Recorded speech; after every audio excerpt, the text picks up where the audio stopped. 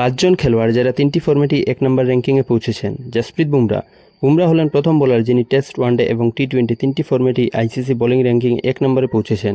টি-20তে তিনি 2017-18 সালে 1 নম্বরে উঠেছিলেন, ওয়ানডেতে 2018-2019 সালে এবং টেস্টে 2024-25 সালের মধ্যে তিনি 1 নম্বরে পৌঁছান। সাকিবুল হাসান 2015 সালে টেস্ট, ওয়ানডে এবং টি-20 3টি ফরম্যাটেই তিনি 1 নম্বর অলরাউন্ডার হন।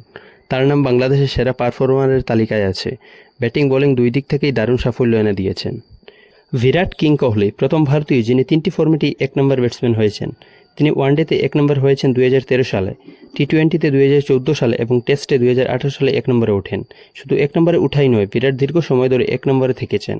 তার ধারাবাহিক পারফরম্যান্সের জন্য তাকে আইসিসি সেরা দশকের সেরা ক্রিকেটার ঘোষণা করা হয়েছিল। ম্যাথু হেডেন 3টি ফরম্যাটেই 1 নম্বরে উঠেছিলেন, যদিও একসাথে নয়। তার ঝুলিতে আছে 30টি টেস্ট সেঞ্চুরি আর 10টি ওয়ানডে সেঞ্চুরি।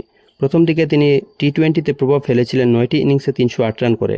একসময় টি-20তেও 1 নম্বরে পৌঁছান। রিকি পন্টিং ইতিহাসের প্রথম ব্যাটসম্যান যিনি 3টি ফরম্যাটেই 1 নম্বরে উঠেছিলেন। তখন পন্টিং ছিলেন বিশ্বের ভয়ঙ্কর ব্যাটসম্যানদের মধ্যে একজন।